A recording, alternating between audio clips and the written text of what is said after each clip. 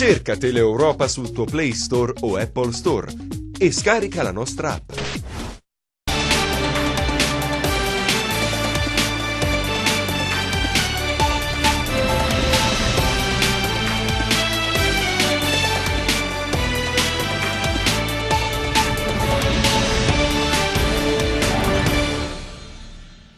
Bentrovati, il nostro spazio è dedicato ai diritti dei cittadini. Saluto subito il nostro avvocato Pierpaolo Rodighiero, responsabile del Codacons Cosenza. Bentornato avvocato, anche oggi molti argomenti affronteremo. Sì.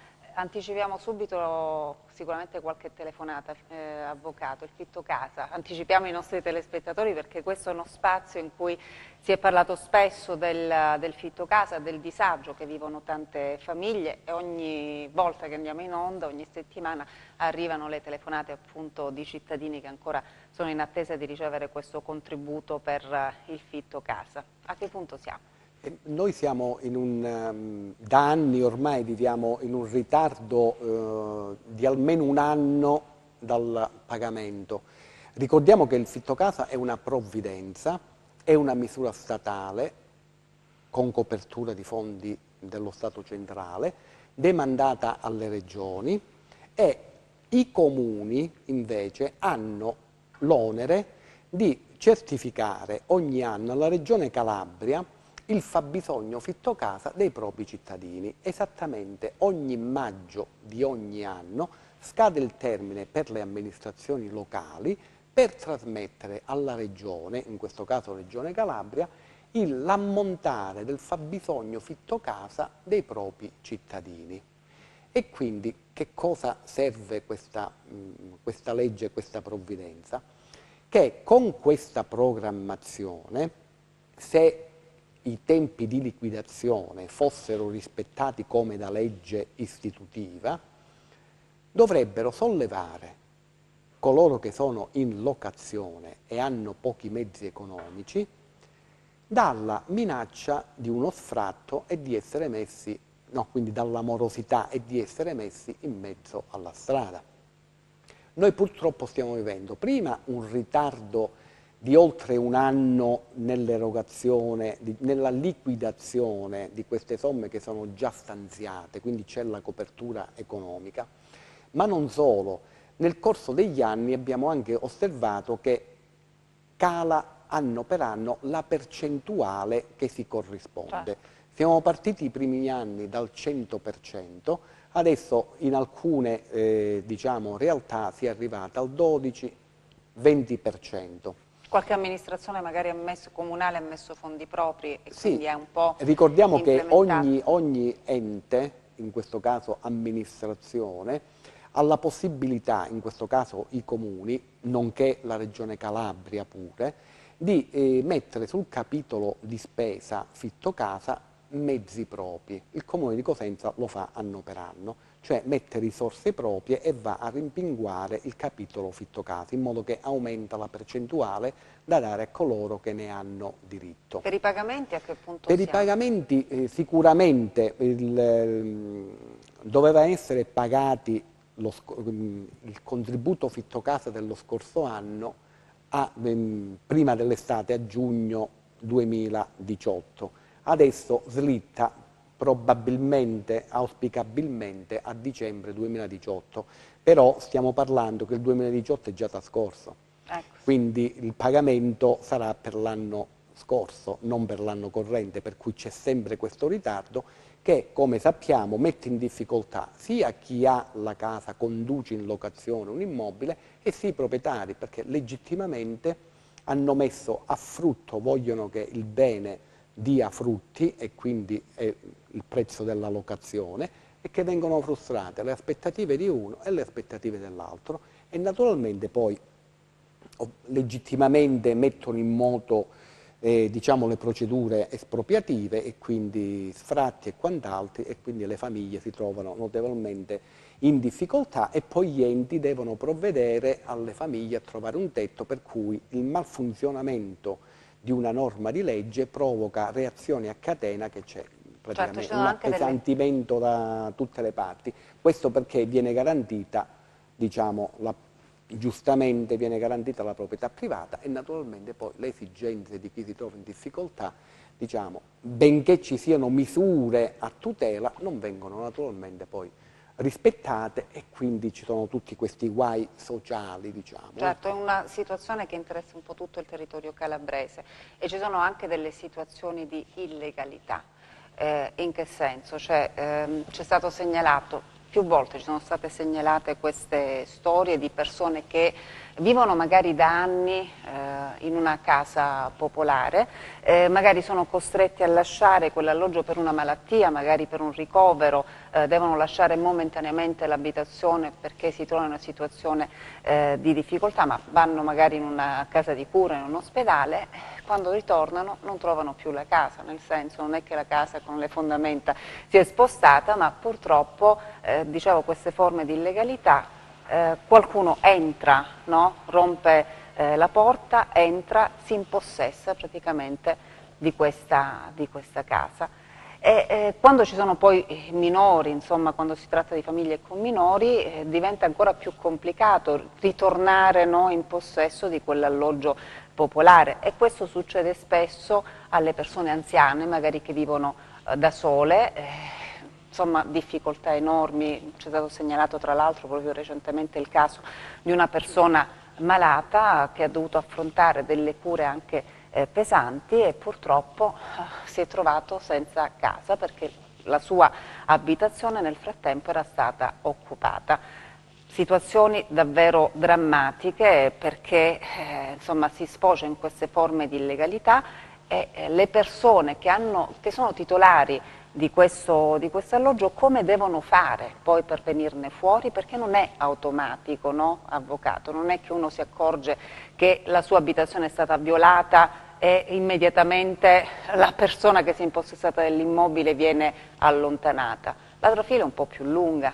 È più lunga e complicata, questo è proprio un vuoto legislativo. In questo vuoto legislativo è la legge del più forte e guarda caso le segnalazioni che ci arrivano, ci siamo attivati per alcune di queste segnalazioni, è una guerra fra poveri, perché naturalmente, guarda caso, ci sono sempre case popolari e quant'altro, dove praticamente c'è un disinteresse costante delle istituzioni, per cui ci troviamo che le case sono sì violate proprio con la forza, nel senso manca la persona anziana per malattia o per qualsiasi motivo e quindi si sfonda la porta, viene occupato l'appartamento da persone che evidentemente non hanno un tetto sotto il quale rifugiarsi, diciamo, e poi ci sono situazioni per cui praticamente la condizione socio-familiare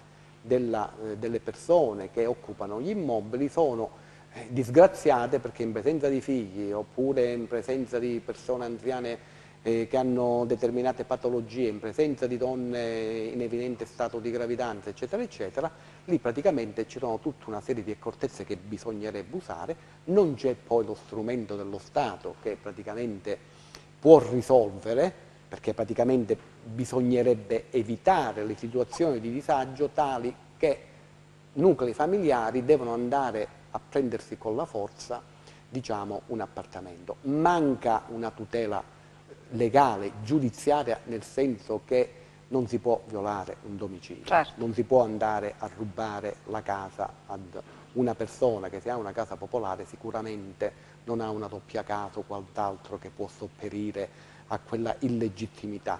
Per cui più che noi, come sempre, fare la denuncia alle autorità competenti, quindi polizia, carabinieri e quant'altro, mandare l'istanza al prefetto, poi naturalmente è lo Stato che deve agire. In alcune zone qui del meridione, ma non soltanto del meridione, comunque ci sono proprio vere e proprie oasi, no, non felici, oasi dove lo Stato non è presente. Purtroppo è così. Certo. Purtroppo è così. Chi occupa la casa poi continua a rimanerci in quella casa. Allora, la procedura per liberare l'immobile non è veloce e quindi la tragedia è quando l'avente diritto vuole rientrare a casa, deve trovare dove andare a dormire perché altrimenti dorme per strada. per strada dorme. Cioè è proprio questo, non c'è la risposta immediata a un'evidente violazione, no? Del diritto di proprietà oppure del diritto perché legittimamente in locazione presso un alloggio popolare.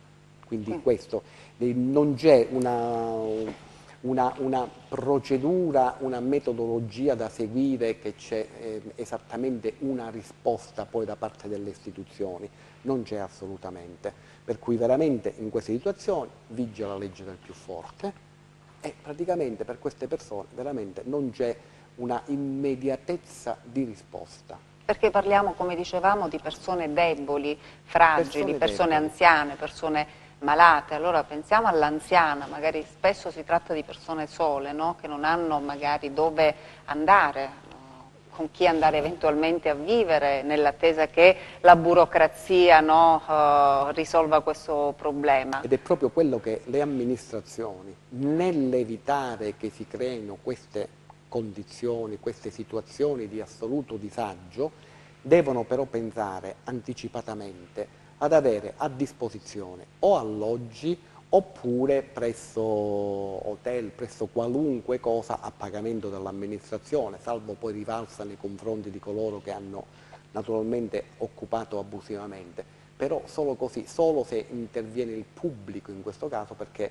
il privato, più che denunciare e dire quello che è successo, naturalmente non può fare. Beh, sono davvero delle situazioni drammatiche, purtroppo ce ne sono tante. Sì, per non parlare poi di tutte le problematiche che comunque ci rimandano le cronache riferite alle assegnazioni degli alloggi popolari e quindi alla distribuzione veramente a chi ne ha bisogno degli alloggi di proprietà degli enti, però lì naturalmente c'è anche una componente anche di che cosa si vuole fare del patrimonio, come distribuirlo fra chi ne ha diritto e fare serie graduatorie evitando che ci siano naturalmente diciamo, situazioni di assegnazione a nuclei familiari che non ne avrebbero diciamo, diritto. Come Coda, come dicevete, anche ne riceviamo continuamente facciamo le nostre denunce,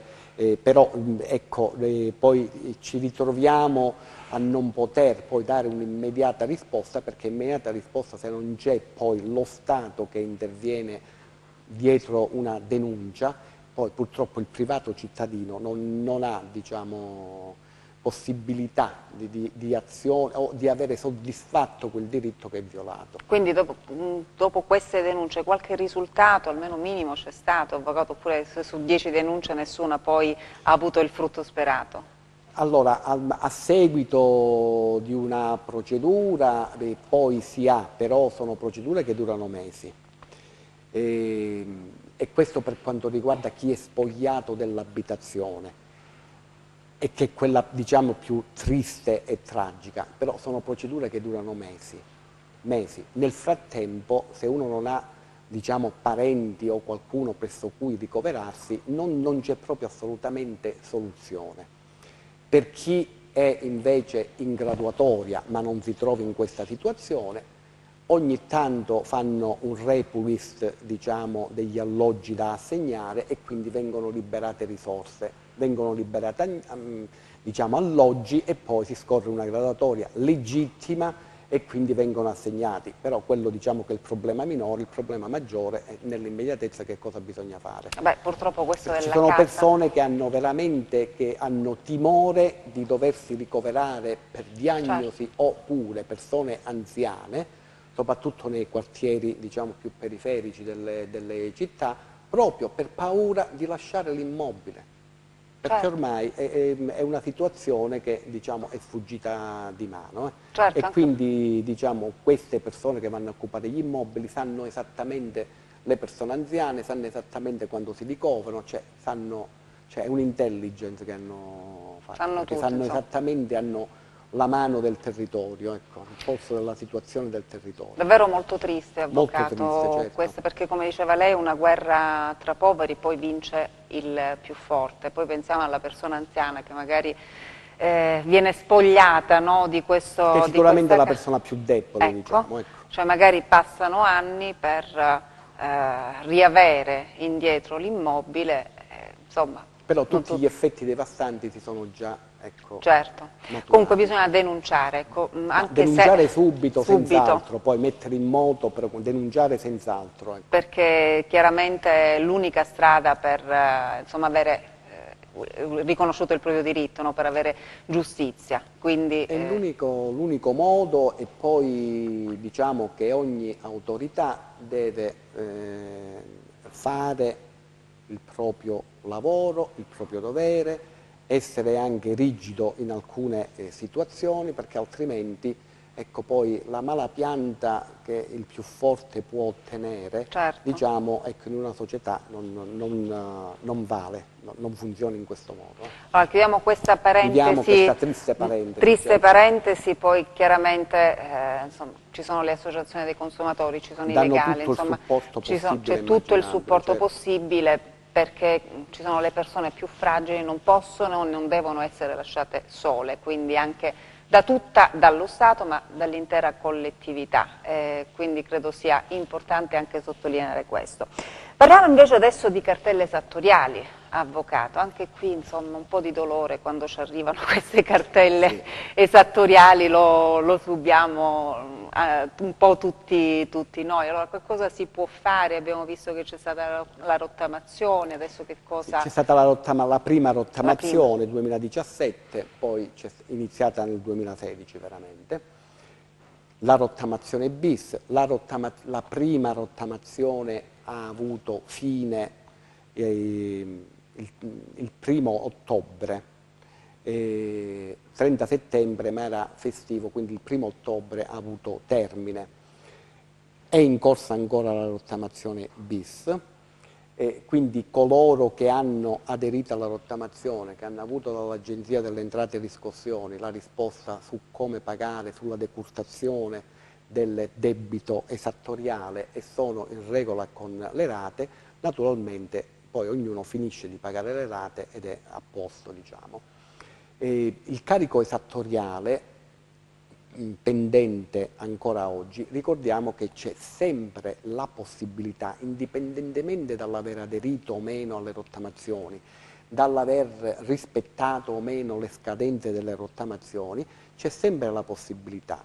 La prima è quella di chiedere all'Agenzia delle Entrate e Riscossione per debiti sotto i 50.000 euro la rateizzazione. La rateizzazione fino a 72 rate. Sotto i 50.000 euro, è importante, non c'è bisogno di dare nessuna giustificazione, per il semplice fatto che si fa la richiesta, l'Agenzia delle Entrate e Riscossione rateizza le somme fino sotto i 50.000 euro, 72 rate.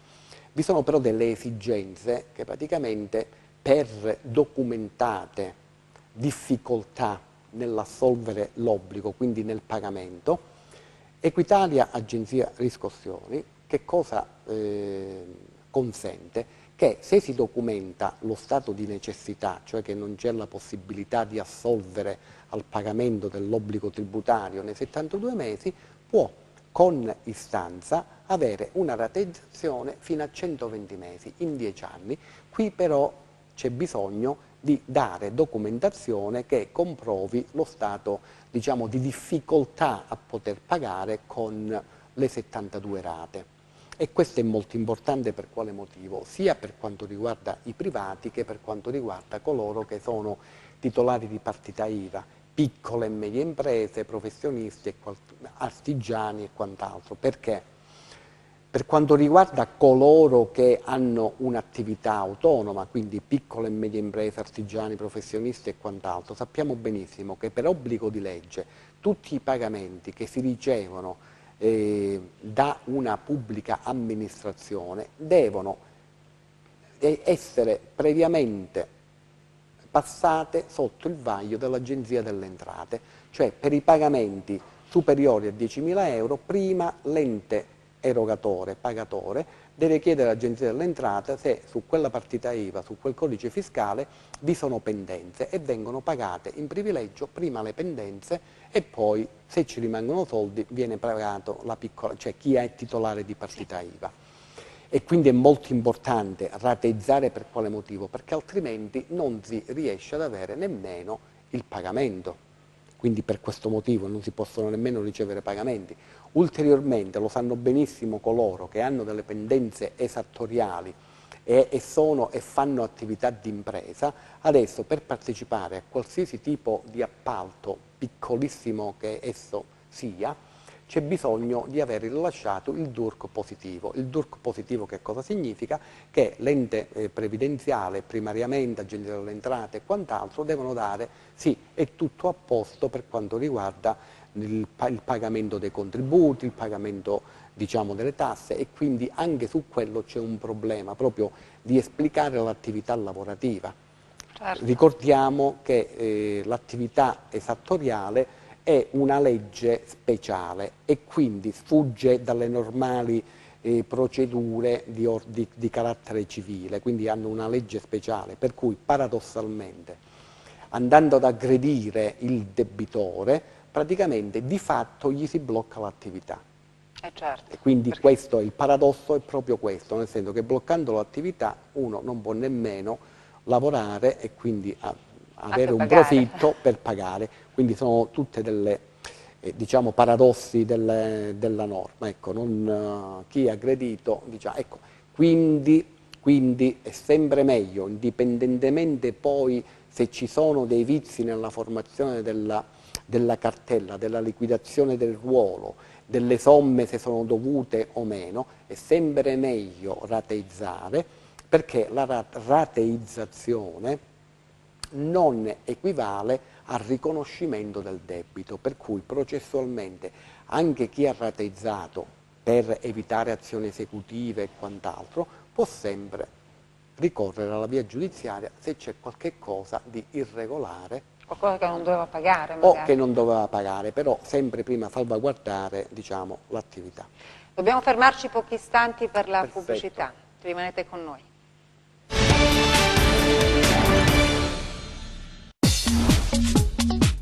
Cerca Teleeuropa sul tuo Play Store o Apple Store e scarica la nostra app.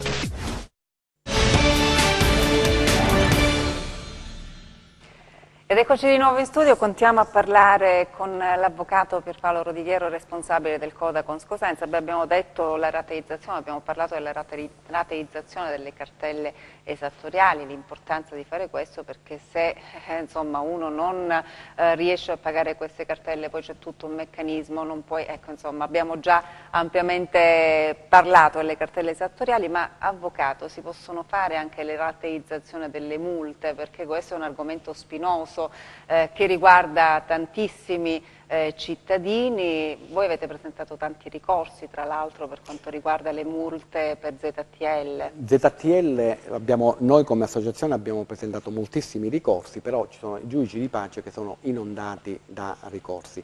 La sanzione elevata per aver violato norme del codice della strada si possono rateizzare quando va in riscossione.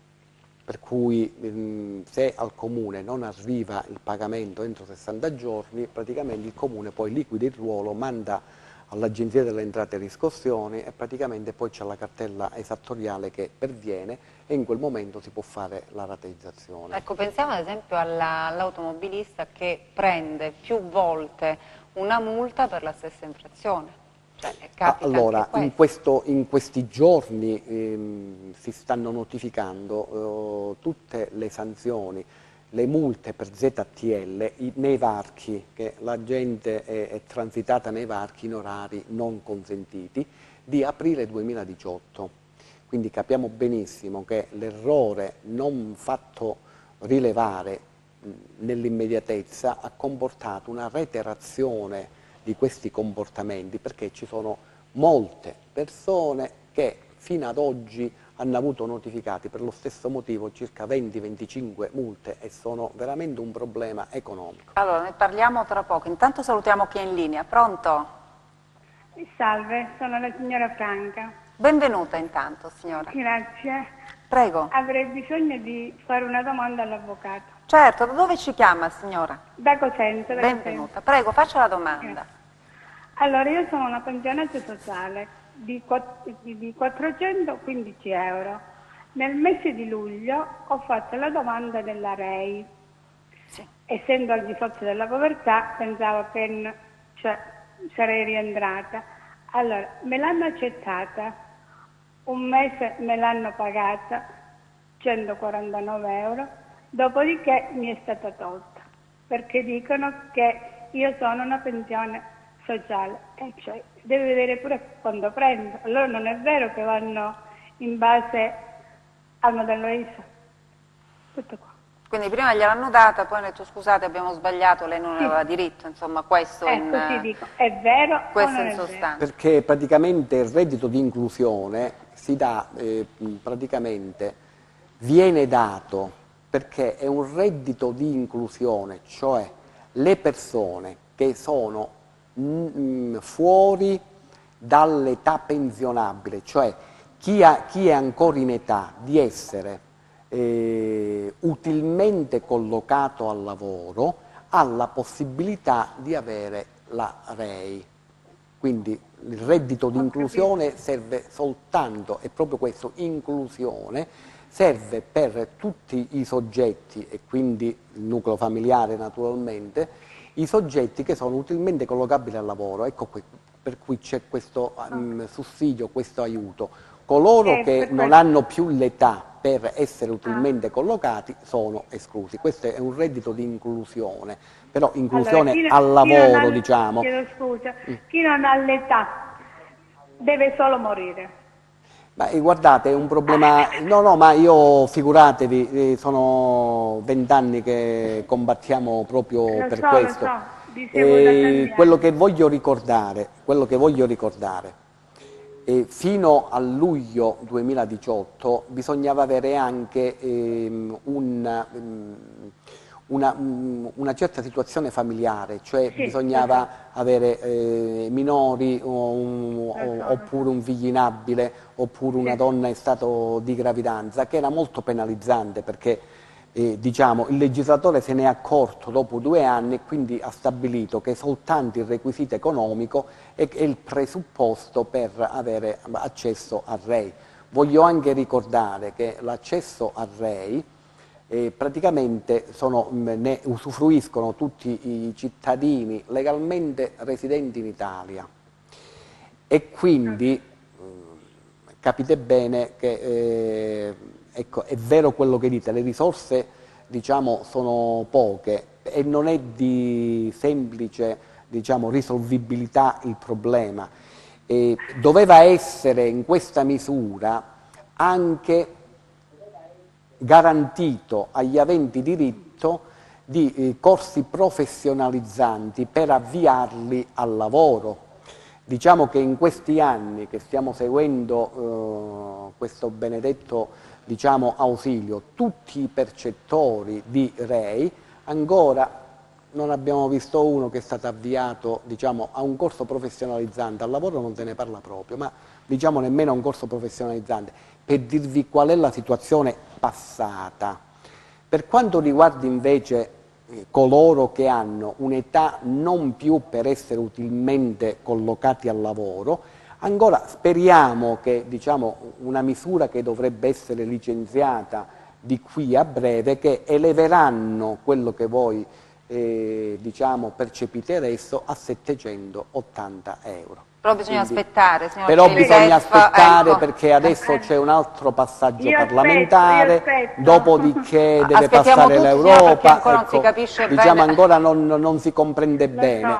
Sto dicendo per il fatto del REI, per qual è ecco, l'ostacolo perché il reddito di inclusione serviva, lo Stato ti fa fare un percorso professionalizzante e ti avvia al lavoro, nel frattempo per dar modo anche di fare questo corso professionalizzante ti do un reddito di inclusione, quindi a secondo...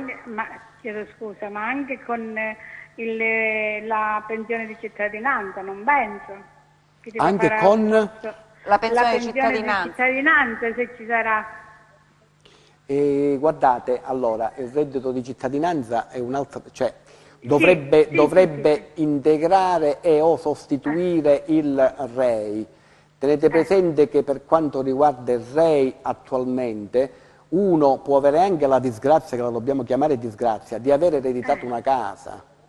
No, perché molte volte sono disgrazie, perché mentre col REI si può avere il REI anche se si ha una casa dove si abita di proprietà che abbia un certo valore, nel reddito di cittadinanza appare che chi ha una casa in proprietà viene proprio escluso. Cioè è ancora, speriamo bene per tutte le persone che ne hanno necessità naturalmente, ne hanno necessità, che tutte queste misure si concretizzano, perché mi rendo conto benissimo che ci sono situazioni che veramente dovrebbero dare una medaglia al valore a tutti coloro che vivono con 500 euro al mese. Nel caso della signora, prima gli hanno detto sì, poi dice scusate abbiamo sbagliato, cioè alla signora gli hanno dato per un mese questo REI e poi dopo hanno detto, scusate, allora, il fatto che la lavorazione della pratica, no, viene raccolta dai comuni, e quindi i comuni poi trasmettono all'INPS. È vero che dovrebbero dare una visione di massima se i documenti sono congrui o meno, poi vanno all'INPS. L'INPS può anche erogare, però poi l'INPS fa i controlli, e quindi quando sul codice fiscale della signora, no, risulta che non è più in età per essere utilmente collocata. Però questo me lo state spiegando voi, nemmeno l'INPS me l'ha saputo spiegare. Ah, non le hanno detto niente? Hanno detto No, sono andata, ho aspettato mezza giornata, lo sto purtroppo mi dispiace, però questa è la... Sì, ma io adesso mi rendo conto. Sì, e purtroppo, ecco, diciamo, c'è bisogno di avere delle misure, c'è bisogno per sollevare, c'è bisogno... Chiedo scusa, e se per caso ci sarà questa pensione di cittadinanza, io ne avrò diritto? Certo, no? certo. Però aspettiamo il DEF, signora. No, aspettiamo che l'Europa dia anche il benestare. Nel frattempo sapete benissimo che se voi la social card, siccome siete pensionata, ne potete usufruire. Sì, 80 euro ogni 2 mesi. Andate al CAF, il bonus energia, fatelo tutte e due. Sì, ma cioè, non è tutte che, queste... scusa, però... ma non è che ti risolve. Nel momento in cui pago 310 euro di casa, a me con 400 euro non è che io mi risolvo, io devo solo morire. Scusate. No, è giusto il ragionamento che fa la signora, però questi sono dei piccoli aiuti, diciamo meglio questo che niente poi alla fine, no? Ma io non ho aspettando sempre che ci siano delle soluzioni, no, concrete per le persone che si trovano nella sua situazione. Io apprezzo tutto, anche il niente, però non deve dire lo Stato che ci aiuta, solo questo. No, capisco benissimo signora, per questo aspettiamo, vediamo che cosa succederà da qui a poco, da qui a breve. Speriamo, sì, ci dispiace, ma non riusciamo veramente, non ci sono dei meccanismi tali poi per mettere in grado queste persone di poter vivere. Molto spesso queste situazioni sono dimenticate dal legislatore, sono assolutamente dimenticate. Grazie a lei signora. Bocca al lupo. Speriamo poi magari fra qualche giorno, fra qualche mese anzi, poter parlare, no, prima possibile. Speriamo di poter parlare di cose belle, positive, di un aumento magari delle pensioni per come si sta paventando, insomma, speriamo di poterne parlare presto. Di nuovo, la ringrazio. Grazie a lei signora, io spero poi avvocato che non richiedano i soldi indietro poi alla signora questi 100 e passa euro che gli hanno dato per sbaglio, io spero che questo non accada. Speriamo di no, perché poi diciamo, ecco, quello è un altro problema, perché sappiamo benissimo poi ci sono varie fattispecie di persone che percepiscono pensioni molto basse e praticamente in quel caso l'INPS richiede indietro perché con i calcoli che fa magari ha concesso un poco di più, e poi lì c'è tutto il discorso perché ci sono già delle persone che incolpevolmente hanno ricevuto dei soldi perché i conti li fa naturalmente l'ente previdenziale e si trovano in gravissima difficoltà poi a dover dare queste somme che vengono trattenute alla fonte, fra le altre cose. Quindi dalla pensione vengono trattenute? Incolpevolmente, perché naturalmente i conti, quando viene elargita la pensione mensilmente, li fa l'ente previdenziale, non certo la signora. Certo, per quindi dire. l'errore è E mio, qui- però paghi tu. Insomma, ma facciamo qua così. c'è tutto problemi. La stessa cosa, quello che interessa moltissimi, coloro che prendono occasionalmente una pensione, un'indennità. Pensiamo a tutti purtroppo i malati oncologici che poi vengono portati a visita di revisione. Sì, abbiamo una telefonata. Pronto? Pronto? Pronto? Pronto? Salve, da dove Sì, ci chiama? salve, buongiorno. Io chiamo da Laureana. Benvenuta. Vorrei fare grazie, una domanda al dottore. Prego. Io chiamo da Laureana. Grazie, vorrei fare una domanda al dottore. Le cartelle esattoriali entro quando vengono annullate? Allora, cartelle esattoriali si possono annullare dentro quanto? Dipende poi. Ritengo che non mi avete fatto una domanda tecnico-giuridica, perché l'annullamento è giudiziale e ha dei presupposti. No. Voi volete sapere dopo quanto tempo potete non pagare più una cartella esattoriale? Esatto. Quando si può dire prescrizione, non lo so. Prescrizione? Sì. Si può parlare di prescrizione? Allora, ogni cartella esattoriale segue il tributo, cioè la cartella esattoriale mi è stata inviata per che cosa? E allora bisogna andare a vedere per cosa vi è stata mandata.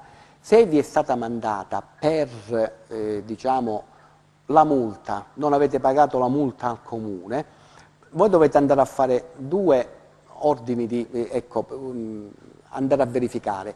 Prima se il comune ha fatto passare 5 anni da quando vi ha mandato la multa a casa e poi non ha fatto nulla, perché è quinquennale la prescrizione.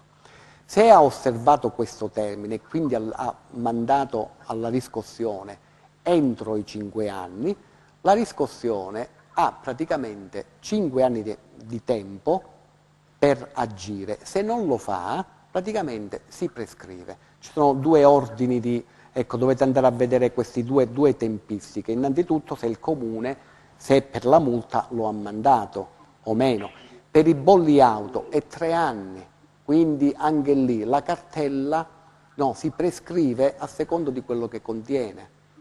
Quindi bisogna andare a fare due ordini di calcoli. Innanzitutto da quando l'ente poteva esigere il pagamento, quanto tempo ha fatto passare, perché spesso e volentieri già si prescrive prima di passarlo alla riscossione. Possiamo chiedere alla signora magari relativa a che cosa certo, questa se cartella ha esattoriale, come signora? no?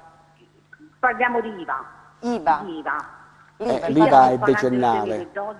È decennale l'IVA, ve l'ho già detto. L'IVA non si scappa. non avevo capito. Ecco, IVA non si scappa, sì. Sull'IVA, Va bene, grazie. 10 anni sull'IVA. Tenete presente che anche per l'IVA, quello che vi voglio dire, immediatamente si può chiedere la rateizzazione comunque.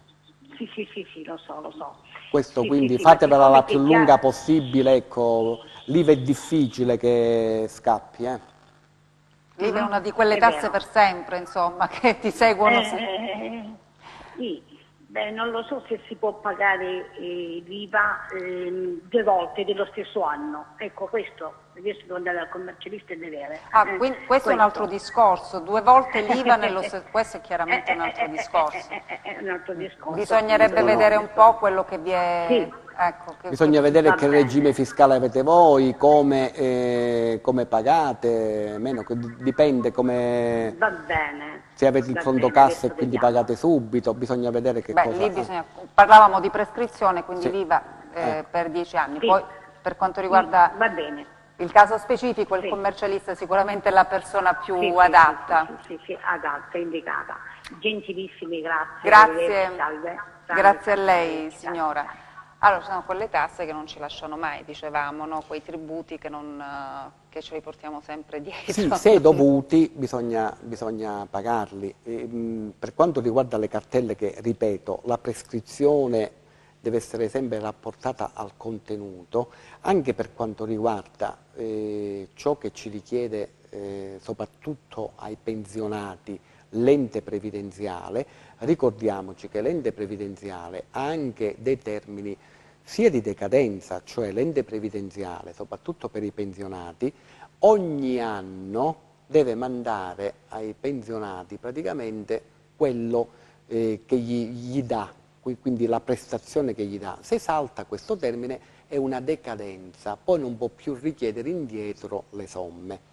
Se osserva bene invece questo modus, quindi nei termini manda ai pensionati, tutto ciò che deriva da rate pensionistiche e quant'altro si prescrive in 5 anni. Anche lì bisogna sempre andare a fare questo doppio calcolo. Però è molto semplice perché, ripeto, o a un patronato, o a un CAF, un'associazione di consumatori, un sindacato, cioè tranquillamente, gratuitamente, uno va, porta le cartelle e gli dicono esattamente se è prescritto o non è prescritto e che cosa si può fare per pagare. Certo, chiaramente meglio rateizzare il più delle volte, no? Perché Ma certo, se cosa sempre quando arrivano, c'è sempre questa problematica e quando arrivano le cartelle poi bisogna andare a fare questo tipo di disamina, ecco. Si porta, se uno non ha le competenze per studiarlo, presso questi enti e quindi bisogna vedere. Ritornando a quello che dicevo prima, ci sono anche la problematica che lo abbiamo visto perché il caso più classico è per i malati oncologici che nel momento in cui c'è la terapia di attacco hanno una provvidenza, quindi un sussidio ce l'hanno da parte dell'ente previdenziale, ma anche per altre patologie, quindi ci sono praticamente quelle invalidità temporanee per qualunque tipo per molte patologie purtroppo. Che cosa succede? Che siccome sono tutte patologie temporanee auspicabilmente, poi vengono chiamate a revisione. Allora sappiamo benissimo che dalla visita all'effettivo poi risultato della visita può passare anche un anno, ma sicuramente passano 6, 7, 8 mesi. E allora che cosa succede? L'avente diritto percepisce il sussidio, poi se nella visita che viene fatta nel risultato della visita che viene mandato 6, 7, 8, un anno dopo, naturalmente se viene ritenuta non più legittima, ecco, dare la mensilità, avviene la riscossione. Anche lì c'è una grandissima, c'è proprio illegittimità, nel senso che le persone che hanno già poche risorse, hanno ricevuto il beneficio, sanno e incolpevolmente hanno ricevuto il beneficio perché non è che certo, non hanno fatto loro il calcolo, ma incolpevolmente e quindi dopo un anno si vedono che devono restituire le somme e lì praticamente un altro paradosso legislativo, cioè se tu me lo dici subito, perché poi dopo la visita si sa benissimo se ci sono i requisiti o meno, è ovvio che poi un'altra volta incolpevolmente uno deve poi andare a rifondere all'ente previdenziale, quindi c'è tutto un problema proprio di incastro, proprio la burocrazia, come dico sempre, uno muore anche di burocrazia. Certo. Insomma, sono quelle situazioni terribili. Sono situazioni terribili e però su queste situazioni, ritornando all'occupazione abusiva, su queste situazioni praticamente l'ente naturalmente è una posizione di forza e sempre sul più debole esige subito. Quando poi c'è la tutela del più debole che parlavamo all'inizio della trasmissione, il pubblico scompare. E questa è la situazione. Bisognerebbe colmare, no, queste lacune che ci sono, anche legislative, perché insomma bisogna intervenire anche su questo, perché dicevamo che ci sono tante persone che si trovano in questa situazione. Comunque, tantissime persone, proprio tantissime persone. Vogliamo tornare alle multe, avvocato? Alle multe, ecco, ritorniamo alle multe. Il problema soprattutto che stiamo affrontando adesso è quello praticamente qui nella nostra città di Cosenza, ma un po' in tutte dove è stato installato le ZTL, vi sono persone che praticamente per l'ubicazione, perché ricordiamo le ZTL sono poste non a 2,20 m ma sono poste a 4,20 m o 5,10 m, non ci sono, e quindi praticamente se uno cammina praticamente vede il tetto della macchina, non vede se il varco è attivo o non attivo, non ci sono i cartelli esplicativi. Cartelli esplicativi che cosa significa? Che ci sono, lo dice il codice della strada, andare a spiegare che cosa significa varco attivo o non attivo. soprattutto per le persone anziane, che le persone anziane hanno studi classici e quando si dice varco attivo significa che puoi passare, varco non attivo che non puoi passare, quindi il contrario di quello che vuole la norma, quindi c'è stata questa anche confusione.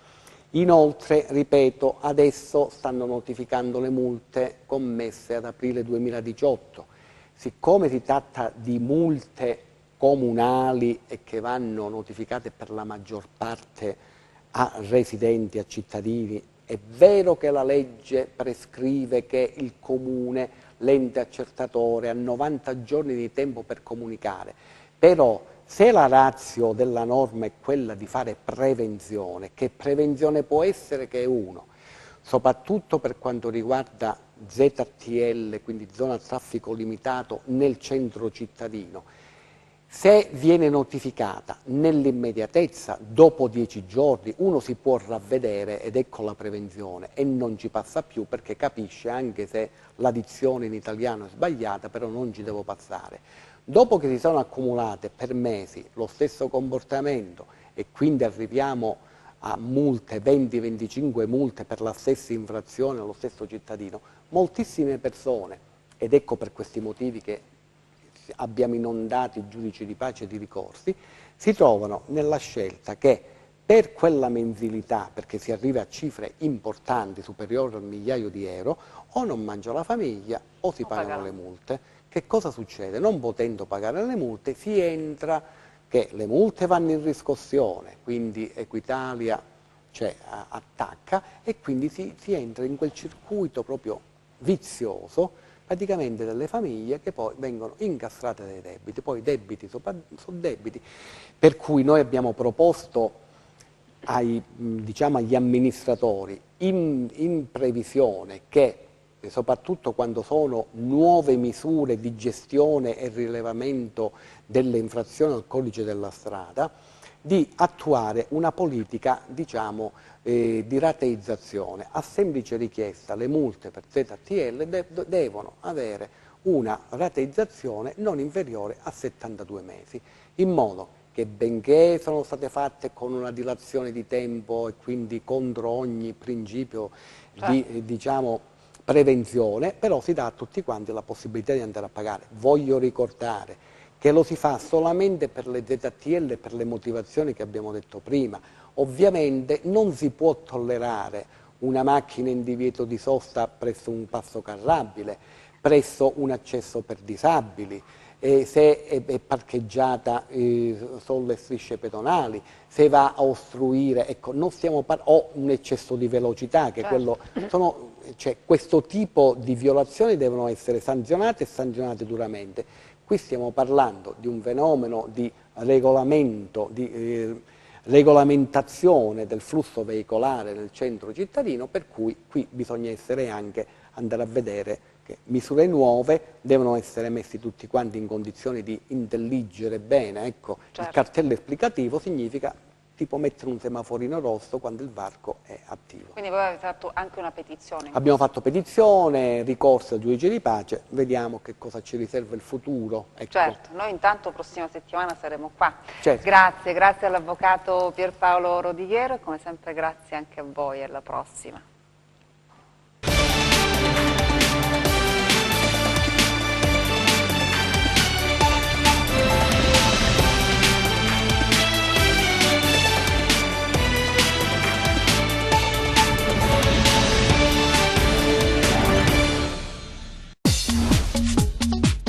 Cerca Teleeuropa sul tuo Play Store o Apple Store e scarica la nostra app.